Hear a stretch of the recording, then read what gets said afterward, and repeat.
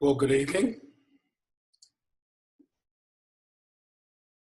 This is the Institute of Applied Psychology, and tonight we're running a free webinar on Neuro-Linguistic Programming. So the first thing you should probably know is, who am I? So basically, my name is Gordon Young. I'm the director of the Institute of Applied Psychology. I have been a significant player in the field, in boards and associations. One of the key differentials between myself and most trainers in Australia is among the last couple of points, and that is that I was trained at the Milton Erickson Foundation in Phoenix, Arizona. This is the birthplace of NLP. As a result of that, I am quite different in my views compared to most NLP trainers in Australia. You have to have a master's degree to even get into that foundation. So it does preclude most people. Since then, I've also been invited back to speak at conferences sponsored by the Milton H. Erickson Foundation. And the last point there, the 100 Leaders Program. This is something you can buy. It's an app. It is the largest study of leadership in the Southern Hemisphere, as far as I know. And they went into different professions and different fields, and they assessed who was what they deemed to be the leader in the field based on a whole bunch of different criteria. And in this field, I was one that was chosen, and they did a series of interviews with myself, people like Steve Wharf, former cricket captain for Australia, and a range of different entrepreneurs, professionals, about leadership. So I've been in the field for over 15 years now, and this is a field that I love, and I just want to share a few concepts with you tonight. To me, here's my bias. Let me be upfront with it. Everyone should know NLP. That's my bias. I don't even know how I functioned prior to NLP. When I was first introduced to it, I was absolutely gobsmacked. My life changed phenomenally. In such a short amount of time, my life changed more than it had changed in more than a decade. Where I am now, compared to where I was before, is unrecognizable. I was not known for my wisdom prior to NLP. Let me just put it that way. People didn't come to me and say, well, how do you understand all those sorts of things? And the truth is, people didn't come to me for anything very much. I was struggling myself. I was struggling with anxiety. I was having panic attacks. I was running a business. Truth is, it was running me into the ground, basically. And I had to do something different. And thankfully, I was introduced to NLP by a trainer from overseas. He befriended me. We went sailing together. We did a few things like that. And he introduced me to this whole concept. And now, many years later, of course, I'm passing on that favor. So how will we do this tonight? Here I am. We are talking about neuro-linguistic programming.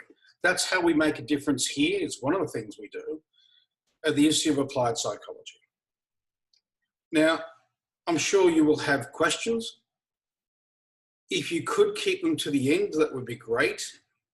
It's not so easy for me to see the chat box whilst I'm also presenting. So by all means, put them in any time, but I will get to them at the end of the session, if that's okay. So what are we talking about here? The promise of NLP is to make the skills, strategies, and mindsets of the world's best accessible to you. It's likely you could tap into years of potential in a matter of days. As I said, I literally grew more in a few weeks than I had done in over a decade, and many of my students claim the same thing. A lot of my graduates would say there was a pre-NLP them and a post-NLP them. And they very much like the post-NLP them much, much better. So our purpose is simple. We want to make a difference. We want to make a difference in people's lives. We want to make a difference in your life. We'll help you make a difference in other people's lives. That's really what's important to us. But I don't know what's important to you. I don't know where you are in your life. I don't know if you are, traveling along really nicely and are just looking for a few extra communication skills. That's not uncommon. Or whether you're really hit a bit of a fork in the road and you haven't been traveling as well. I don't know if you've got children and it's starting to become difficult because you just can't communicate with them. I don't know if you run your own business. I don't know anything very much about you. But if you're here, my first guess is what binds everyone who's here is that you're seeking to improve. That's the one thing that is true for everyone who comes to NLP. And there is no faster way. There's no, I think in my opinion, no faster way of improving, no better investment, dollar for dollar, hour for hour. There's no better investment than the NLP practitioner training. I really do believe that. And that's what we want to make to be true for our graduates. So knowing that you could be anywhere in your process, let me just talk a little bit about where most people are. See, in essence, why would you want to study NLP? Well, the most sophisticated structure in the known universe lives inside your head. It's the human brain. But the big problem is we don't have a manual for it. Our brain is capable of so many things, so many complex behaviors, and yet most of the time, we're not really guilty of displaying optimal behavior. So learning how your mind works, how you operate, particularly when you're not so conscious, is a really, really important thing. Because the truth is, this is where most people are. They're on the treadmill of life. They can't take enough time to get off it. They don't even know why they're on it or where they're going. They're living without purpose. And along the way, they're feeling a bit battered and bruised. Now that's a credit card ad, but for me that resonated when I first saw it because I was on that treadmill. I really couldn't tell you why I was where I was at. I set up a business, but if you told me 10 years earlier I'd be still there doing the same thing, I would have not believed you because that was not what I wanted to do. I found myself just limping along, not really knowing why I was there. And I see a lot of people who do that. You ask most people why they do what they do, and they'll frequently say things like, well, I just kind of fell into it, or that was what I knew. And that's not the reason to be doing what you're doing. You know, the time we spend on this planet is our life. When we waste our time, we waste our life. And we don't get time back. You can make money back, but you don't get time back. So if you're spending time the way I did, a decade or more doing something you didn't really want to do, if you're in that situation, this is an opportunity for you to recalibrate and review.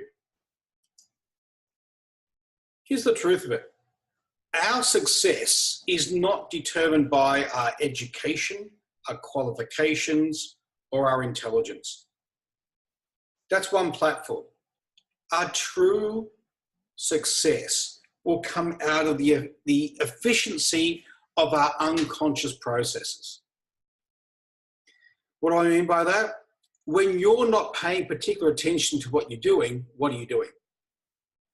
Do you lean towards seeing the negative side of the equation, the positive side of the equation? When you think about it, always imagining the worst is not smart. It's a distortion of the reality. But basically, you could have 2 PhDs and still be a pessimist. Optimists live longer, more affluent, recover better from injury and illness. There's all sorts of reasons to be an optimist.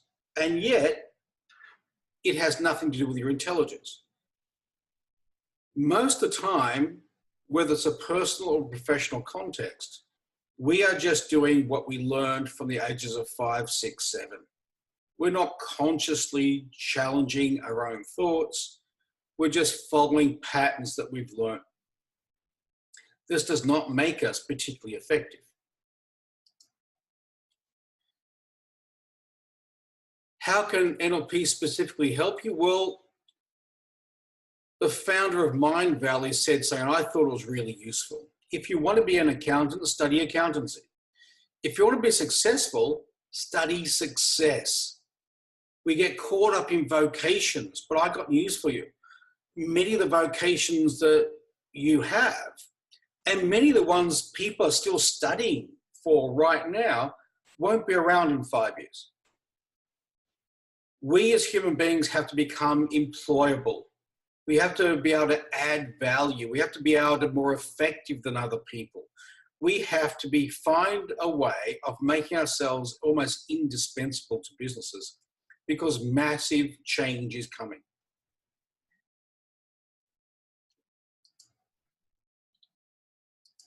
So why would you want to be involved with NLP? Well, there's 3 general reasons why. Personal development is one. To develop a new career, maybe in the speaking, coaching, or training space is the most common places. Or to develop leadership skills, professional skills, communication, influence, and such. Those are the general larger categories. But tonight I want to talk a little bit about detail because that's what most people don't get most of the time. So if you look at as a manager or as a leader or someone who's just really aspirational, it's important to understand the impact of our own cognitive patterns on the way we communicate and how we manage people. So what influences that? Well, I'm not doing an exhaustive list, but I'll just go off with 3 here. One is the way you self-reference. Now, let me put a caveat in here. You will not hear this from 99% of NLP trainers because it's a little bit beyond that. But self-referencing is an important factor in that it basically means you use yourself as a reference or a benchmark for how things should be in the world. Tolerance of ambiguity. How do you tolerate the unknowns? We live in a world that is riddled with unknowns. None of us know we're going to get home when we leave in the morning. How do you manage the unknowns of life? Because anxiety is a result of not managing the unknowns very well. So stress, anxiety, the more you tend to do that, the more your rise, your opportunities are going to be limited because you won't be able to take the pressure. And whether you run avoidance strategies, that is, you are driven by consequence. You avoid pain. That will be your dominant driver as opposed to you are driven by aspiration. So how do these 3 affect you at a managerial leadership level? Well, all these are continuums. The self-referencing bit, if you tend to self-reference a fair bit, then you're probably going to lean towards micromanaging. You'll have expectations of people that might be quite unrealistic. A self-referencing statement might be something like, why did you do it that way? I would never have done it that way. You will often have an expectation that the world should just operate similarly to you. And of course, the problem is that people don't. They're not you. So the more you self-reference, you can end up at odds with the world and at odds with the general population. And as I said, if you're managing, you might end up being quite judgmental and see your own teams as ineffective or a bit of a nuisance, quite frankly. So again, this is not every time, but this is what can come out of that. You end up being the martyr who has to do everything because your team just doesn't do it right. If you have a low tolerance for ambiguity, you'll have high levels of anxiety. So the more pressure, the more you won't be able to tolerate the anxiety. The more you don't know, all anxiety really is the fear of the unknown. So the more you don't know, the more things that are spinning plates and you're struggling with, you don't really know what's happening in that situation, this situation, where are we at with these things, the more you can't tolerate balancing all these elements, the more you will struggle as you go up the corporate ladder. And of course, you will struggle to manage your team effectively because, again, you can come back to that excessive need to know. And avoidance strategies mean if you're running a department and you're avoidant, that means you don't like risk. That means you're going to tend to only take action when the consequences are significant. So if you run avoidance, procrastination will be something you will do. You'll leave things to the last minute. If there's a problem right there in front of you, you want to look over here and just avoid it. And if it doesn't go away, at some point you'll deal with it, but leave it away. I don't want to see it right now. The trouble with that is you build enormous pressure on yourself because sometimes you just need to get in and tackle a problem. Tackle it early before it blows up and festers. So these are three unconscious patterns of cognition that most people aren't really familiar with, but they have a massive impact on your management style. If you lean towards pessimism, and all that really means is you don't tend to see the positives, you're always more wary of the negatives, then these three factors will be running in your unconscious mind. So in essence, NLP makes you more self-aware. And the more self-aware you are, the more you can tackle these elements because we have techniques to do that. This is all something you just learned. It's not you, it's not personality. It's just something that you learned along the way.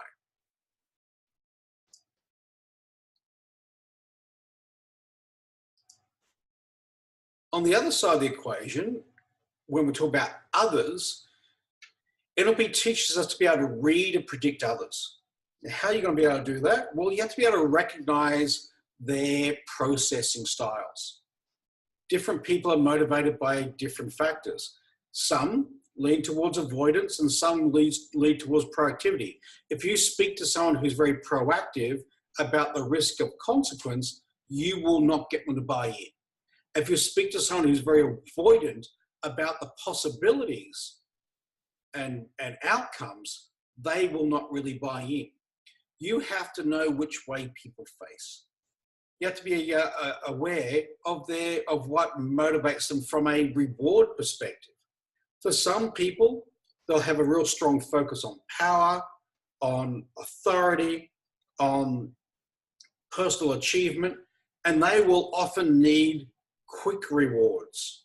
Something significant at the end of the week will mean much more to them than something much more significant 3 months from now. Other people can wait and will sacrifice now for later, and you can offer them some sort of larger incentive plan and they'll come with you. Others, it won't mean anything. So you'll develop much more confidence because you'll understand people better. And when you understand people better, your communication is more effective because ultimately you'll know how to say what you need to say. All communication in NLP is based on starting with the user in mind, the person who is actually listening to you. I need to have my head over with them and ask myself, okay, how would they need to hear this? How do I wrap this up so they get it? So it really hits a mark for them right there, dead in the center of their chest. Most people communicate from their side of the equation. We make the assumption that, however I was convinced of it, I'll say the same thing to you and you should be convinced of it. That in itself is self-referencing. Someone who's very techie is going to talk in techie terms to someone who's not techie because, again, self-referencing. This is how I understand it. I'll throw at you that same way. The importance of you being able to read other people and be sufficiently agile in your cognition so you can adjust according to the audience is crucial as a manager or a leader. If you want to influence and negotiate, you have to be able to read other people.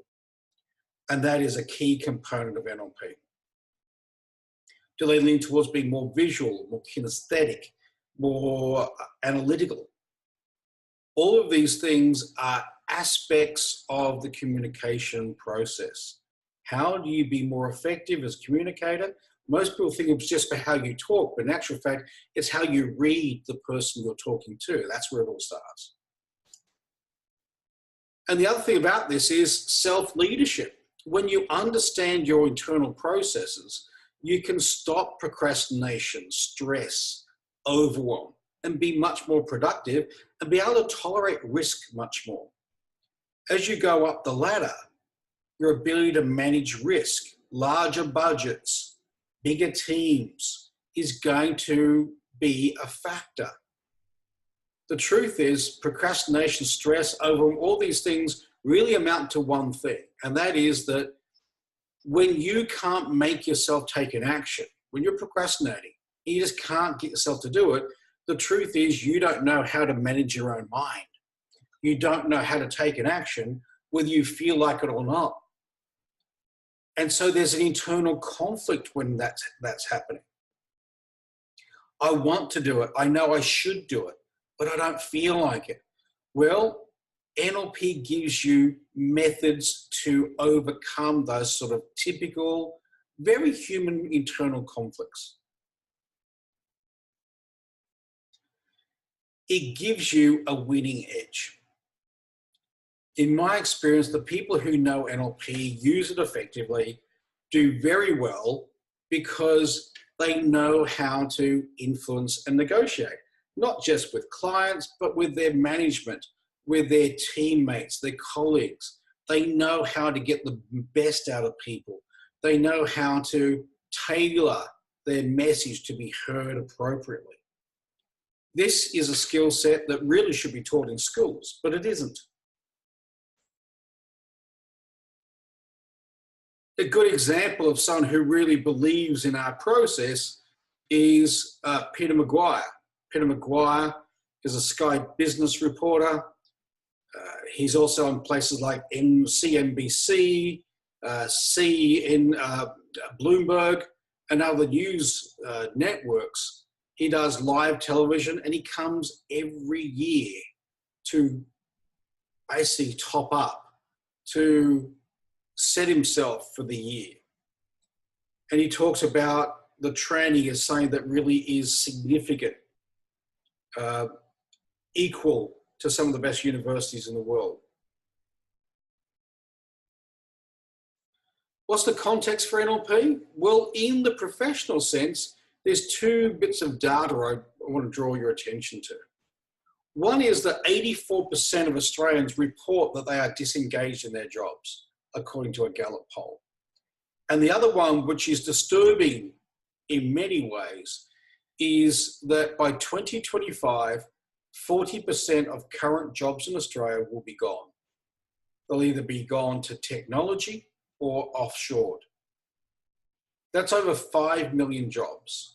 This is a report from the Committee for Economic Development of Australia, done back in 2015. You can look that up online.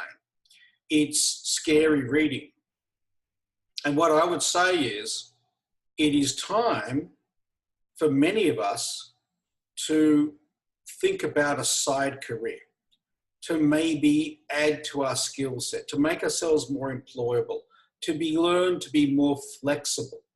Many of my clients, my students, have become coaches. In some cases, they've been retrenched, and so the career as a coach has been moved forward well before they anticipated it, and the first people they coached were in fact their previous colleagues. Every year, significant companies are shedding staff. Banks, 5,000 time, Qantas, Telstra, This will be the norm moving forward. So how do you protect yourself? If you listen to someone like Seth Godin, that visionary marketer, he basically says, pick yourself, create your own income, create your own life. Don't wait for someone else. He says, pick yourself. You want to write a book? Write a book. You want to publish it? Publish it. You can do it all yourself now. You can go online, have a pretty decent website. You don't need buildings and skyscrapers and stuff. You can look like a significant player online. You can work remotely. There's never been a time in history where you could have an impact the way you can now. But the truth is, we are completely unarmed when it comes to this. We're completely insufficiently armed to manage all of this. NLP is going to help those who get retrenched, and NLP will help those who become coaches, therapists, and the like, who are going to help those people who've been retrenched. Now, in the personal development area, let's talk about being a parent. I'm suggesting that with NLP, you can start to parent much more consciously. What do I mean by that? Well, if you ask yourself, how do you decide to parent? I mean, parent as a verb. How do you parent? Do you find yourself often doing just what your parents did? Typically, we are passing on our limitations to our clients, to our kids, despite our best efforts. That's what we do. If you lean towards avoidance, you will pass on that avoidance to your children. And how do you do that? Let me give it to you. If most of your parenting style is about discipline, if you're constantly talking about no, if you're constantly saying, if you don't do this, this will be the consequence, you are teaching your kids avoidance. They move to avoid a consequence. Now, I'm not saying you can't do that. What I'm saying is, if there's not a balance, if you aren't also inspiring your children, where you're talking about what is possible, who they could be, then that avoidance frame is going to dominate their thinking. They will have a low tolerance for uncertainty, and they will have a negative expectancy in the world because they are constantly being reminded of what could go wrong. If people only move where there's a clear and present danger, you develop avoidant people.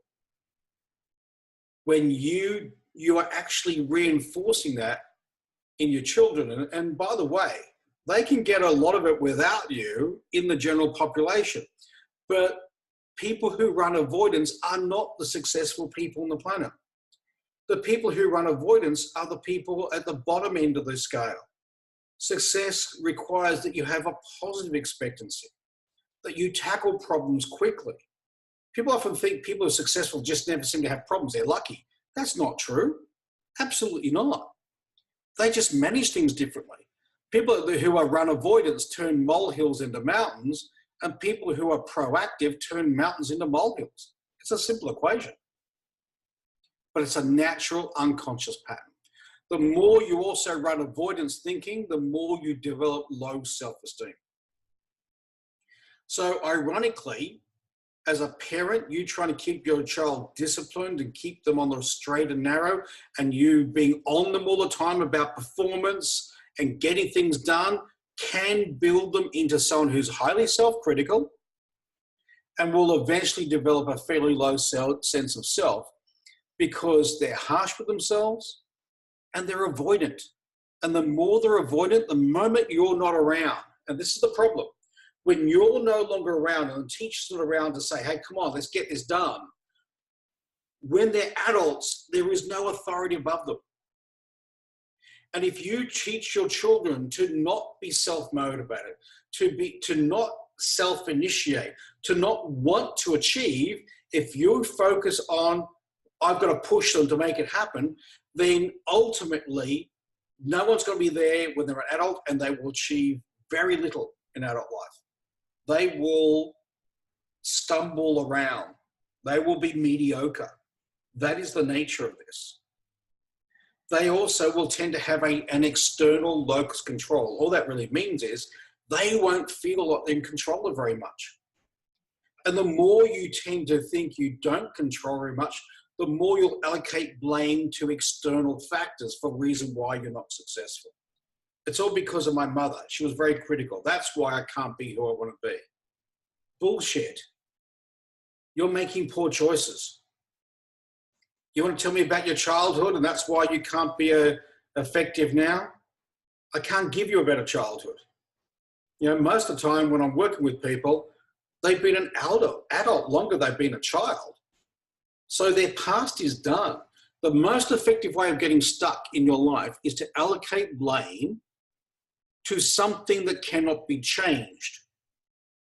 I'm like this because of my childhood, can't change it. I'm like this because of my genes, my DNA, can't change it. I'm like this because of my ethnicity, my culture, my age, my gender, my whatever. You can't change those things. And as a result, you are going to be stuck. And when you teach your children to actually always be looking to blame something else, you're going to have a problem. As adults, they're going to be impaired. And part of that will come out of things like the language, simple language indicators. If I say to you, don't run around the house with scissors, what do you imagine in your head? You'll imagine yourself running around the house with scissors. What is important is that as a communicator, I have to understand that I load up particular images in my listener's head. Now, in all truth, technically, I don't do it. They do it, but they do it in response to my language and my word choices. Ideally, you want to say things the way you want them to imagine them. So, for instance, always walk when you're carrying scissors creates a completely different internal image. You want them to follow what's running in their head. The more you say don't, the more they're going to fulfill that don't. Don't forget this on the way home, compared to please remember to. This is all part of, by the way, an avoidance frame. This is all part of a low tolerance for ambiguity. Your language is an indicator of your cognitive style. And when they're teens, so this is when they're younger, but when they're teens, how are you going to help them through the difficulties of being a teenager now? How are you going to help them through being bullied? Cyberbullying is a massive issue now. How are you going to help them through that? How are you going to help them recognize that they don't need to care what anyone else thinks? They can't do that, and you can't help them do that if you don't know how to not do that. You as a parent need to be the model. Anything you say but you don't do is hearsay. It's trivial, you forget it. But if you can do it, you can hand on heart teach them how to do it. At the end of the day, you need to be the model you want your children to follow. And if you're not, then this is what I think NLP is for. To become the person you most want to be. Whether you do it for yourself or whether you do it because you have children you care about. This is what I think NLP is about. You can't pass on what you don't have. So a new sense of confidence. So if you are the result of a bit of non-conscious parent yourself, then this is how you can find confidence. Learn how to silence the critical, negative, or busy voice. That's one thing. It's a particular technique we will do. Be Teflon. Don't take things personally. Again, I can tell you that, but unless I can show you how to do it, it's all just hearsay. There are techniques for this. Negotiate more effectively. Save money on cars and furniture, and even houses. Become someone others admire. At the end of the day, one thing about NLP is it can transform you, and then that can have an effect on everyone else around you. NLP allows you to be who you want to be and how you want to be in the world. And I don't know another model that predictably helps you do that, because we can all talk about we're all in charge of our lives, we're all responsible, we're all that. That's great. But if you don't show me how, you're not really helping. So let me give you a simple, quick example. If you do tend to run a critical or negative or even an angry voice in your head, get it now. Now, many of you will be able to do that pretty quickly.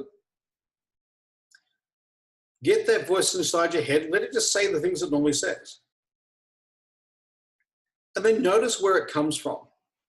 Is it in the middle, the front, behind the temples, towards the back? Where does it come from? For every now and then, some people come from down the stomach area. It's pretty rare, but it can happen. So wherever it is, just notice where it's at. And now make it louder. More aggressive, maybe. Now, if you can do that, the good news is that means you control it. So now, move it. So move it from wherever it is down onto your shoulder. And hear the same thing, but from your shoulder. Then move it down to your elbow. And then down to your wrist. Then down to the little finger on the fingernail, your little finger. So still saying the same things, still just as critical or angry, whatever it is. But notice how it's much less impactful down there. Now, I'm not doing the whole exercise with you. The exercise isn't that long, but I want you to recognize something. The voice inside your head, which for many people is the bane of their existence, is something that you just moved 3 or 4 times. What's important about NLP is it teaches you that you're in charge, that you don't have to be at the mercy of anything internally. The pivot point of your life is we have something like 60,000 thoughts a day. Which thoughts or feelings do you give airtime to, and which ones do you ignore? We can't give airtime to everything. We simply can't. So which ones do we act on and which ones do we ignore? Really, that is your life right there. That mechanism or decision you make is it right there. And if you don't have a good mechanism to decide that, then you will run anxiety, you'll run avoidance, you'll run procrastination, you'll get overwhelmed regularly. You'll allocate blame to other people because you don't know how to manage your own state. Someone says something to you, you dwell on it for the weekend. And then you'll talk about someone else ruining your weekend. They don't have that power. They can't do that. If they tried to ruin your weekend, they couldn't possibly do it. You ruined your weekend. You decided to dwell on it. You talked about it with everyone who'd listen. You made those things happen. So as you learn more effective strategies of self-management, everything else gets easier. As you get a quieter mind, you can come at situations with your kids, with friends, with colleagues, from a much more conscious perspective, much more proactive and purposeful perspective, because your emotions invariably trip you up. When our emotions get involved, instead of us running with a purpose, the purpose might be, I need to make sure this behavior doesn't continue. Our emotions will start to hijack our purpose and want to demonstrate how much the other person has annoyed or hurt us. And that's about childish emotional manipulation. We've been doing that since we were 3. You upset me. Now you've got to do something about that. Not terribly useful in the business context, but often used. Not great in families, because again, you teach people to tiptoe around you and worry about how you're feeling, and this creates avoidance. By the way, you're also likely to look for similarities in other people, and you could literally be setting them up to find a partner who does something similar. Something that my guess is consciously you wouldn't want your child to do. What's the context for NLP in a personal sense? Well, unfortunately, we have the highest teenage suicide rate in the world. And it's absolutely ludicrous How many parents I know have no idea how to deal with anything their child might be going through. Their understanding of the mind and how it works is minimal. And yet a little bit of knowledge would go a long, long way. Depression is the greatest source of suffering now in the world. It was meant to hit that point in 2025, but we are already there according to the World Health Organization.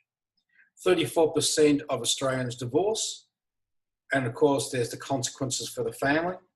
And 40%, 2 in 5 Australians are expected to suffer from a mental illness at some point, according to the Australian Psychological Society. This is the world we're living in. So here's the truth of it. If you don't run your mind, it will run you. You are the source of all of your future success. And we are driven by these unconscious patterns that need to be adjusted. They need to be optimized. You might be very good in certain contexts, which means you know how to run useful strategies. But when you're not getting results, you're probably running a poor strategy. There's no such thing as you are not good enough. All there is do you have good strategies around that topic area? If the answer is no, then you will never achieve the outcomes. It's simple as that. You can't be successful while taking actions that are not effective. The third part is personal development and careers. This kind of combines the professional and the personal. And we can talk about becoming a coach, a trainer, a facilitator, a thought leader. I had, at one point in my life, only came to NLP because I wanted to resolve the anxiety I was running. Then at one point, I thought I could do this full time. And I sold the business I had and I came into it. And it was the best decision I ever made. The chances are that you could do something similar. And it's a wonderful space to be in. You're working with people and work in the area of human potential, helping them reach their potential, helping them getting unstuck, but also helping them move forward. I love what I do. This is a very important space for me. I don't know if you can hear it. And what upsets me sometimes is just how many people are in the field who don't particularly care about your outcomes. They just what's more important to them is their bank balance, and they will shortcut things. They're not even particularly well qualified a lot of the time. They're not particularly experienced a lot of the time, but good, creative marketing allows them to really take a lot of people off into their courses. And then we get phone calls from these same people saying, I did the whole coaching piece, I did the whole hypnosis, the whole whatever piece, spent sometimes $15,000 and feel like they've learned nothing. Well, unfortunately, they've made a bad choice. And there's not much we can do for them. Typically they're saying they've run out of money now, but what can we do? Well, the short answer is, what can we do? There's a limit. I feel for them, but there's a limit to what we can do. If you want to, you can do a full diploma of NLP and strategic coaching. It's 20 days in total over a number of months, and you get the full setup to become a coach. There is a basic pathway. NLP practitioner is the entry level. Then you go to master practitioner. Then you'd add on either coaching or trainers. And that would, if you did all 4 of those elements, 4 courses, 2 8 days and 2 4 days, we would also then give you a certificate that says a Diploma of NLP, Leadership and Coaching. And it's from the Institute of Applied Psychology. That is becoming quite a coveted certificate, I have to say. This is an example of one of the websites we've created for one of our graduates, because that has been the gap for people. We can train them up, but how do they work out websites and like? We've started to produce all that for them as well. We want you out there. We want you successful. If that's been the gap, we've started plugging the gap. Even people like Oprah guests endorse us. So Bill O'Hanlon was actually a student of the great Milton Erickson. He's written over 36 now books on change. And he has come out and trained with our organization on a number of occasions. And he's been very impressed by the groups that we've had and by what he's seen. So if you want to get into this, if you want to take your life to the next level, if you want to see what you're capable of, the last chance, if you want to go down the whole line of a diploma and be graduated the whole diploma, full coaching and even facilitators by the end of the year, you have to jump in now and do the NLP practitioner. Or you'd have to finish the whole diploma next year. So the coaching is always at the end of the year. This is the last practitioner we're running before the masters. So you can see here, you can't get a practitioner cheaper than this. We have a starting point. It's under $3,000. If you've been looking around, you already know that that's actually at the lowest end. That's our entry level. We also provide things like video and audio and ongoing coaching pieces. That would be a different price, but that's the starting point. You can upgrade from there if you want to, but that just gets you in. That gets you a seat in the training. In Sydney, it starts in a couple of weeks. We're now at the point where we're just finalizing our last seats. Melbourne, we start the end of next month, June. So if you want to have the potential to run a full diploma, to get the full diploma and get your full qualification, then talk to us. Talk to Brigitte on the phone. We can find ways. We have 4-year payment plans, assuming you've got a decent credit rating. You could be out there earning a pretty decent income as a coach, a therapist, a trainer, or whatever, and not even pay for it for the next 3 to 4 years. There's all sorts of possibilities we can run. So I don't know if that's really helped, but I'm going to say, for me, I had to learn how to dream bigger than I did. Most people thought I was a pretty successful small to medium business person. And on the outside, it did look like that, but inside, I was really, really on that treadmill. This gave me time. There's no other time in your life where you can just take time out, 2 4-day blocks, Friday, Saturday, Sunday, Monday, ×2 over a few weeks, where you just stop and review everything. And ultimately, that changed my life, and it's done the same for many other people.